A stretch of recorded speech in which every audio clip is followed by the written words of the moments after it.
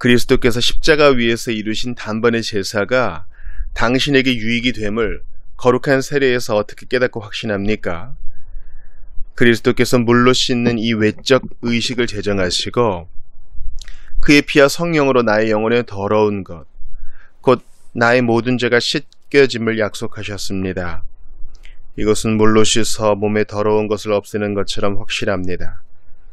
70문입니다. 그리스도의 피와 성령으로 씻겨진다는 것은 무슨 뜻입니까? 그리스도의 피로 씻겨짐은 십자가의 제사에서 우리를 위해 흘린 그리스도의 피로 말미암아 은혜로 우리가 하나님께 죄사함 받았음을 뜻합니다. 성령으로 씻겨짐은 우리가 성령으로 새롭게 되고 그리스도의 지체로 거룩하게 되어 점점 더 죄에 대하여 죽고 거룩하고 흠이 없는 삶을 사는 것을 의미합니다. 71문. 세례의 물로 씻는 것처럼 확실히 그리스도께서 자신의 피와 성령으로 우리를 씻으신다는 약속을 어디에서 하셨습니까? 세례를 제정하실 때 이렇게 말씀하셨습니다. 그러므로 너희는 가서 모든 족속으로 제자를 삼아 아버지와 아들과 성령의 이름으로 세례를 주고 믿고 세례를 받는 사람은 구원을 얻을 것이요 믿지 않는 사람은 정죄를 받으리라. 이 약속은 성경이 세례를 중생의 씻음 혹은 죄를 씻음이라고 부른 데에서도 거듭 나타납니다.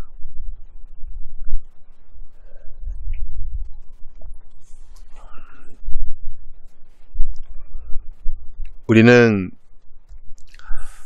하이델베르크 류문답에서 성례를 지금 공부하고 있습니다.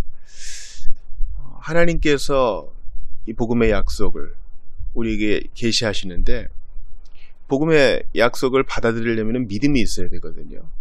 이 믿음이 도대체 어디에서 생기느냐? 바로 하나님 말씀을 들으면서 믿음이 일으켜지고 성례로 이 일으켜진 믿음이 굳세게 된다는 것을 우리가 계속 보고 있어요. 성례가 그렇게 한다고? 물론 은혜의 수단에는 말씀이 포함돼요. 그러니까 말씀은 회심의 수단도 되고 은혜의 수단도 되는 거예요. 그러니까 모든 것이 다 말씀에 종속되어 있죠. 세례와 성찬도 마찬가지입니다. 그런데도 성례, 즉 세례와 성찬이 믿음을 굳세게 하는데 여전히 유익하다는 것이에요. 이러한 가르침이 생경하신 분이 있을 거예요. 왜냐하면은 신구약 성경을 제대로 통독, 정독하지 못했기 때문일 것이고 신구약의 주요 교리를 제대로 배우지 못한 탓도 있을 것이고 반면에 그렇게 배우지 못했으니 교회의 생활로서, 눈치로서 우리가 신앙생활을 배우게 되면 그런 일들이 생깁니다. 우리가 설교를 들을 때에도 설교가 교리적이어야 돼요. 이 말은 교조적이라는 뜻이 아니에요. 성경이 교리적이란 말은 어떤 본문을 설교하든지 간에 반드시 성경의 핵심 사상, 그리스도의 구원 사상, 그리스도의 십자가와 부활이 드러나야 된다는 것을 말합니다. 그러니까 신구약의 해석의 원리가 있어요. 그것이 잘 드러나야 된다는 것입니다. 그런 것에 익숙하지 못하고 그저 이제 예배를 드리는 것이 좀 감동지향적이라든지 또 눈물을 흘리는 것이라든지 아니면 나의 기분을 해소하는 것으로만 끝나면은요, 성례가 믿음을 굳세게 한다고? 이런 거에 대해서 좀 생경할 수 있어요. 우리가 구약의 할례가 신약의 세례로, 구약의 유월절 식사가 신약의 성찬으로 자리 잡았다, 성취되었다는 것을 우리가 봤습니다. 그런데 구약의 성례인 할례와 유월절은요, 반드시 피와 연관돼요. 그렇지 않습니까? 할례를 받으려면 남성 성기에 포피를 베어내야 되기 때문에 포피를 베어내면 생사를 잘라내는 것이니까 피가 나죠. 유월절 식사를 하려면 유월절 어린 양을 잡아 먹어야 되거든요. 유월절 어린 양을 잡는다는 것은 죽인다는 것이죠. 그럼 피에 관련되죠. 그런데 신약의 성례는 피와 상관이 없어요. 세례의 물과 성찬의 빵과 잔은 피와 상관이 없어요. 즉 구약의 성례와 신약의 성례가 모두 다 제사를 드러내는데 구약의 성례는 오실 그리스도를 바라보고 있기 때문에 십자가의 피를 계속적으로 우리에게 상기시킵니다. 메시아가 오셔서 피 흘리실 것이다. 메시아가 오셔서 진정으로 피 흘리시어 우리를 거룩해 하실 것이다. 할례가 바로 거룩해 함, 분리됨, 분리시킴, 하나님을 위해 따로 용도를 구별해 놓음 뜻을 말하지 않습니까? 메시아가 오셔서 피 흘리심으로 유월절 어린 양이 상징하는 바를 이루실 것이다. 진정으로 우리가 그분의 몸을 먹고 그분의 피를 마실 것이다. 그분이 오실 것이다 라는 것을 예표합니다. 신약의 성례는 이미 그리스도께서 오셔서 피 흘리셨기 때문에 또 그 제사를 반복할 필요가 없어요. 그것을 기억하는 것으로 족합니다. 여러분, 성례를 제정하실 때 예수님이 먼저 성찬을 제정하시고 부활하신 이후에 이제 세례를 베풀 것을 명하셨습니다. 신약의 성례는 이미 십자가의 대속이 이루어진 것을 보고 다시는 피를 반복하지 않아요.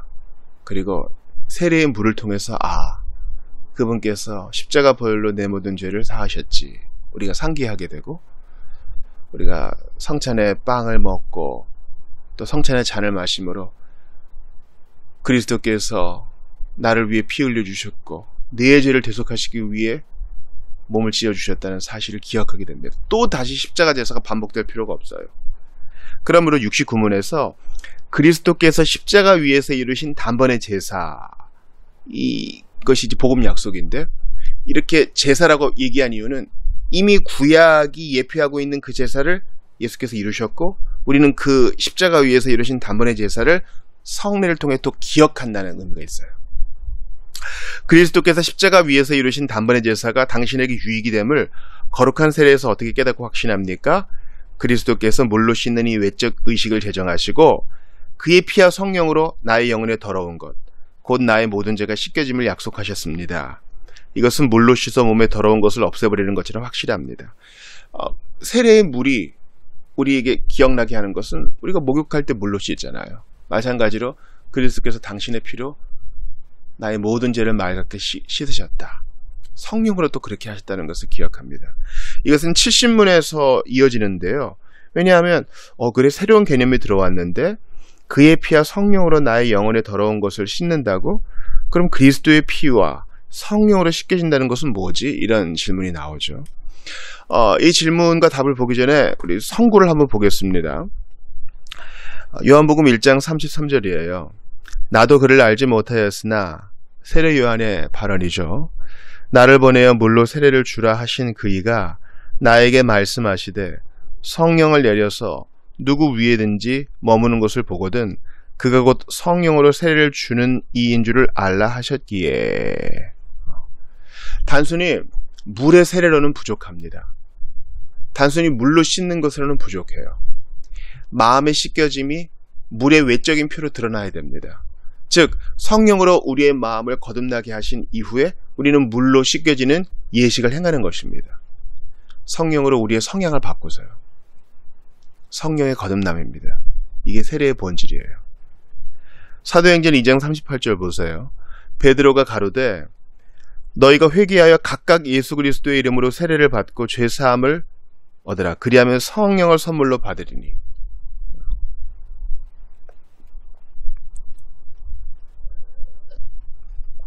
죄사함을 받는 것, 그리고 세례를 받는 것, 이 모든 것이 성령과 관련이 있습니다. 그래서 예수님은 물로 씻기신과 동시에 성령으로 씻으신다, 이런 표현을 우리에게 사용케 하시는 것입니다. 그리스도의 피로 씻겨짐은 십자가의 제사에서 우리를 위해 흘린 그리스도의 피로 말미암아 은혜로 우리가 하나님께 죄사함 받았음을 뜻합니다. 이 제사란 용어가 좀 어색하신 분이 있을지 모르겠으나 구약의 제사를 떠올려 보세요. 속건제, 번제, 화목제, 소제, 이 모든 제사가 의미하는 것은 십자가에서 성취하신 그 단 한 번의 제사 가리키고 있는 것입니다. 피 흘리는 제사를 말하는 것이죠. 하나님과의 관계 회복을 위한 제사예요. 성령으로 씻겨지면 우리가 성령으로 새롭게 되고 그리스도의 지체로 거룩하게 되어 점점 더 죄에 대하여 죽고 거룩하고 흠이 없이 삶을 사는 것을 의미합니다. 점점 더 죄에 대해 죽고 점점 더 거룩하고 흠 없는 삶을 사는 것이 바로 세례와 연관된다는 것이에요. 여러분, 십자가의 제사에서 우리를 위해 흘린 피로 은혜로 우리가 하나님께 죄사함 받았다는 것은 우리가 다 인정하는 바일 거예요. 그런데 세례는 그것으로 끝나지 않고요, 우리의 성화와 밀접하게 연관되어 있어요. 그리스도를 믿고 의롭게 된 것은 바로 성화의 시작을 의미합니다. 그래서 그 두 번째 단락을 보면 거룩하게 된다는 말이 두 번 나오거든요. 성령으로 씻겨주면 우리가 성령으로 새롭게 되고 그리스도의 지체로 거룩하게 돼요. 확정적 성화입니다. 이미 예수를 믿음과 동시에 거룩한 자가 되는 거예요. 고린도 교인들이 그렇게 문제 많았어도 그리스도 안에서 거룩함을 입은 성도들이라고 바울이 말하지 않습니까? 확정적 성화예요. 우리의 신분을 말하는 것이고, 그 다음에 점진적 성화, 점점 더 죄에 대해 죽고 거룩하고 흠이 없는 삶을 사는 것을 의미합니다. 확정적 성화 위에서 실제적 성화가 이루어지는 것입니다. 이게 세례와 연관되어 있어요. 예수께서 피 흘려 당신을 씻으셨고, 당신을 하나님 자녀 삼아주셨고, 당신을 거룩한 백성 삼아주셨으니 이제 점점 더 거룩한 삶을 사십시오. 이것이 우리가 세례식에서 명하는 바입니다. 여기서 중요한 것은 점점 더입니다. 그 진보가 느릴 수 있어요. 매우 더딜 수 있습니다. 그리고 내가 주관적으로 느끼기에 별로 발전이 없는 것 같아. 그러나 성령께서는 점점 더 차근차근 단계를 밟아가며 우리를 거룩하게 빚으십니다. 에스겔을 한번 볼게요. 에스겔 36장 26, 27절입니다. 또 새 영을 너희 속에 두고 새 마음을 너희에게 주되 너희 육신에서 굳은 마음을 제하고 부드러운 마음을 줄 것이며 또 내 신을 너희 속에 두어 너희로 내 율례를 행하게 하리니 너희가 내 규례를 지켜 행할지라. 이 일을 성령께서 지속적으로 하신다는 거예요. 지속적으로. 왜요? 하나님의 말씀을 지켜 행하게 하시려고, 하나님께 영광 돌리게 하시려고, 하나님의 율례를 행하게 하시려고 이 일을 주께서 점진적으로 계속하게 하십니다. 그러니까 신자는요, 영원히 죄 지을 수 없어요. 반드시 마음의 찔림을 받아 돌이키게 되어 있습니다. 이게 참 신자예요. 점점 더 주에 대하여 죽습니다. 점점 더 거룩하고 흠이 없는 삶을 사모합니다. 이게 세례받은, 성령으로 씻김받고 물로 씻김받고 진정으로 세례받은, 믿고 회개한 신자의 특징입니다.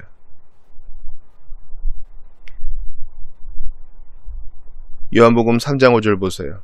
예수께서 대답하시되 진실로 진실로 내게 이르노니 사람이 물과 성령으로 나지 아니하면 하나님의 나라에 들어갈 수 없느니라. 그렇습니다.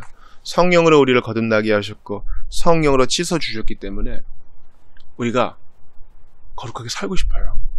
옛날의 삶이 불편하고 재미없고 비루해 보여요. 편치 않아. 이제는 우리에게 대안이 없어요. 주여 우리가 네게 가오리이까. 어디로 가겠습니까? 예수님밖에 답이 없습니다. 주님 품밖에 갈 곳이 없습니다. 그리고 거룩하고 흠이 없는 삶을 연습해 나가는 것이 우리에게 기쁨이에요. 부족하지만 이것 외에 답이 없고 이것이 우리의 유일한 자랑이요, 기쁨이요, 보람이 되는 것입니다. 사랑하는 여러분, 한번 옛날에 죄악의 구덩이로 돌아간다고 생각해 보세요. 그 재미가 있겠어요? 예수 없는 삶을 상상도 할 수 없어요. 우리는 그리스도 안에서 성령의 은혜로 신령하고 경건한 것의 맛을 보았으니 어딜 가겠습니까? 우리가 좋은 것을 맛보면요, 그 아래의 저열한 것들에는 만족하지 못해요. 고급 음식, 고급 커피를 맛본 사람은요, 거기에 미치지 못하는 것에서는 만족을 못 느끼는 법입니다. 이건 뭐 세상 모든 것에 마찬가지죠. 고급 음악도 마찬가지고, 고급 옷도 마찬가지고, 고급 차도 마찬가지고, 집은 안 그렇겠습니까? 우리가 풍성하고 확실하고 순결한 것을 맛보았으니 어디 가겠어요? 그러므로 거룩하고 흠이 없는 삶을 점점 더 살아가고 점점 더 죄에 대하여 죽는 것이 세례가 의미하는 것입니다. 내가 세례받은 건 난 잊었어. 그러나 다른 지체가 세례받는 것을 보면서, 아, 그렇지. 나는 세상에 대하여 못 박힌 자지. 나는 이제 내 안에 계신 성령의 은혜로 말미암아 세례로부터 시작된 그 성화의 길에 들어선 사람이지. 나는 점점 더 죄에 대하여 죽고 있는가. 내 힘으로는 못한다. 그러나 나를 씻으신 주님께서 나를 지금도 씻어주시고 나를 지금도 격려하신다. 나는 성령께 속한 것을 사모하는 사람이지. 그래, 나는 저와 함께 연합되었고 그리스도와 함께 이 길을 가는 자지. 기억하게 되는 것입니다. 세례의 물을 떠올릴 때마다. 여러분, 할례도 한 번이에요. 세례도 한 번입니다. 근데 이 한 번 뿌린 의식을 주님이 성례로 만드셨어요. 왜 그렇습니까? 단지 내가 받는 것뿐만 아니라 그것을 교육받고 다시 상기하고 또 남이 행하는 것을 볼 때 내게 은혜와 유익이 되는 거예요. 주님께 구합니다. 우리 안에서 세례에 대한 가르침이 풍성해지기를 바라고요. 또한 실제로 이 세례받는 이들을 계속 더해 주시사 우리가 은혜 가운데 계속 거할 수 있게 되기를 바랍니다. 71문 보세요. 세례의 물로 씻는 것처럼 확실히 그리스도께서 자신의 피와 성령으로 우리를 씻으신다는 약속을 어디서 하셨습니까? 마태복음 28장과 마가복음 16장에서 하셨죠. 그러므로 너희는 가서 모든 족속으로 제자를 삼아 아버지와 아들과 성령의 이름으로 세례를 주고. 가서라 그래요. 가서. 제자 삼는 사역은요, 가만히 기다리는 사역이 아니라 가는 사역입니다. 그래서 우리가 선교사를 파송하고 가든지 보내든지 하는 사역에 어쨌거나 연루가 되는 것입니다. 그리고 보내는 사역을 위해 기도하고 재정을 아끼지 않습니다. 이 일은 제자 삼고 세례 주는 일 때문입니다. 그런데 보다 더 본래적인 말씀을 마가복음 16장 16절에서 하세요. 믿고 세례받는 사람 구원 얻을 것이요. 여기엔 별로 이견이 없어요. 믿지 않는 사람은 정죄를 받으리라. 앞뒤가 대꾸를 이루어야 되는데 뒤에 부분은 뭔가 빠졌죠? 앞에는 세례를 얘기했지만 뒤에는 세례가 없어요. 즉 세례 안 받는 사람은 정죄를 받으리란 말이 없어요. 누가 정죄받아요? 안 믿는 사람이. 그러니까 믿는 것이 먼저요. 그 다음에 세례식입니다. 비록 교역자가 없고 어떤 교회적 여건 때문에 세례식을 거할 수 없어도 그가 낙원에 들어가는 데는 아무 문제 없어요. 그러니까 세례의 의식은 나의 내면의 일들이 겉으로 확증되는 것이지 그것이 필수적이라고는 우리가 말할 수 없습니다. 중요한 것은 뭡니까? 믿어야 세례 받는다는 거예요. 가르침을 받아야 믿게 되고 그리스도의 말씀으로 가르침을 받아야 믿게 되어 세례식을 거행하게 된다는 것이죠. 어찌됐거나 복음이에요. 20세기 영국에서도 그렇고 우리나라에서도 그렇고 미국도 이미 지나가고 있는데 고대 교회를 회복한다면서 어떤 의식에 치우치는 사람들이 있어요. 그래서 우리 통일찬송가 작가 중에도요, 영국에서 일어난 그 가톨릭 복고운동 때 자기의 개신교 신앙을 버리고 가톨릭으로 전향한 사람들이 종종 있었습니다. 이건 미국도 마찬가지예요. 이머징 처치라고 할 때 상당히 큰 운동인데 고대 교회의 전례를 따라간다고 하는 게 의식주의에 빠지는 경우가 있어요. 나는 아니라 그러는데 그렇게 되어가는 거예요. 촛불을 켜고, 그죠? 성화를 걸어놓고, 어떤 음악을 쓰고, 이런 것들이요. 이 모든 것들이 복음 지향적이지 않으면, 우리에게 믿음을 불러일으키는 하나님의 말씀, 복음 약속에 기반하지 않으면 아무것도 아니에요. 그러니까 이런 의식의 변화를 꾀할 때는 반드시 점검해야 돼요. 과연 우리가 복음 약속에 풍성한가? 우리의 예배가 소박하지만, 그리고 단순하지만 하나님의 말씀이 깊이 뿌리 내리고 있는가? 이걸 생각해 봐야 돼요. 웨스트민스터 체프를 섬겼던 로이드 존스를 생각해 봅니다. 아주 전형적인 비국교도죠. 독립파 지도자입니다. 물론 웨일즈 장로교에서 안수받았지만 그는 마지막까지 영국 독립교회 연합회에 속한 웨스트민스터 체프를 담임했습니다. 예배당에서 제일 중요한 것은 설교를 듣는 것, 소리를 듣는 것이에요. 그러니까 체플에서의 예배의식이 단순하죠. 그렇다고 박사가 로이드 존스가 세례식이나 성찬을 가벼이 여긴 것은 아니었습니다. 그러니까 우리의 예배는 소박해야 돼요. 하나님의 말씀을 깊이 있게 들어야 됩니다. 예식이 많아지면 당연히 가르침을 줄여야 됩니다. 아니요. 2000년 전에 콘스탄티누스 황제가 기독교를 공인하기 전에 기독교의 상황을 한번 보자고요. 주일이 노는 날 아니었어요. 대부분이 군인과 노예였습니다. 또 여성들이었기 때문에 자유가 없었어요. 주일에 동트기 전에 오거나 해 진 다음에 또 저녁에 모여요. 그러면 강설을 들을 시간이 거의 그때밖에 없거든요. 되게 성경책이 없으니 주위에서 듣는 거예요. 전하는 자도 생명 걸고 듣는 자도 열심으로. 근데 공인되고 나라의 승인을 받게 되고 사람들이 박수 쳐주는 종교가 되면요, 일단 이제 세례의식이 단순해지고요, 아예 생략해버리고 그냥 웰컴 하게 되는 겁니다. 그러면 교회가 약해져요. 그리고 교회는 화려해지고 의식은 복잡해져요. 뭔가 있어 보여야 되기 위해서 뭔가 자꾸 더 하는 거예요. 우리도 조심해야 됩니다. 현대적인 예배에 대해서 제가 한번 말씀드릴 게 있어요. 현대적 예배는 상당히 디지털화 되어 있습니다. 렌즈를 통해 본 예배가 전부가 아니에요. 상당히 과장되어 있어요. 왜곡되어 있어요. 우리가 그런 왜곡된 사운드를 현장에서 들을 수는 없어요. 현장에서는 러프한 사운드가 나와요. 악기도 그렇고요. 충분히 리허설이 되어야 되고요. 모든 것이 세팅이 되어야 되고, 그러면 콘서트와 방불한 거예요. 콘서트는 모두가 다 같이 하는 게 아닙니다. 일방적인 것이에요. 그러나 예배는 그렇지 않아요. 예배는 하나님이 주시고 우리도 돌려드리는 공동체적인 것이에요. 그러려면 공동체의 노래는 대부분 가능한 단순해야 돼요. 우리의 선배들이 예배 때 악기를 안 쓰고 또 쓴다 해도 작게만 썼던 그 이유를 우리가 생각해야 됩니다. 공동체의 예배, 할 수 있는데 안 하고 절제하는 거, 거기에 덕이 있어요. 주님이 왜 세례와 성찬이라는 성례를 2개만 줬을까? 더 많게 하면 더 화려할 수 있어요. 그렇지 않아요? 제가 산티아고 순례길 마침 분이 마지막 종착 그 성당에서 미사 드리는 것을 봤습니다. 밧줄에 뭘 매달아 놓고 휙 돌리더라고요. 볼거리를 제공해요. 그건 성례가 아닙니다. 그건 쇼입니다. 쇼예요. 세례와 성찬은 전적으로 말씀에 묶여 있어요. 이 약속은 성경이 세례를 중생의 씻음 혹은 죄를 씻음이라고 부른 데서도 거듭 나타납니다.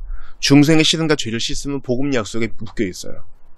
하나님이 세상을 사랑하사 독생자를 주셨으니 누구든지 그를 믿는 자마다 영생을 얻게 하려 하심이라는 복음 약속에 매여 있어요. 그 약속을 믿고 받아들이고 회개하고 거듭난 자가 세례를 받고 성찬에 참여합니다.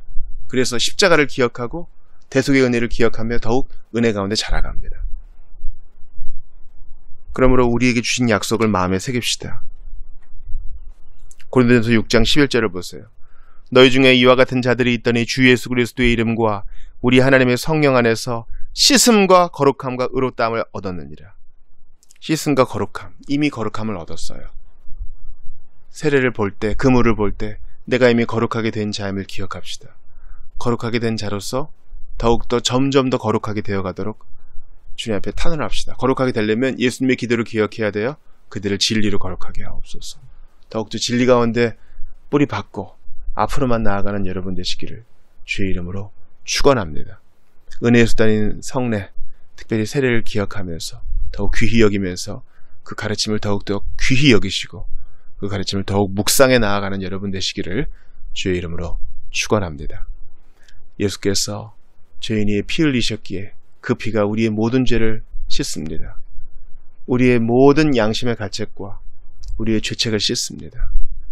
심판대에서 우리를 자유롭게 해주는 그리스도의 피, 십자가에서 흘리신 그 피를 기억하시고 예수께 나와 엎드리시는 여러분 되시기를 주의 이름으로 축원합니다.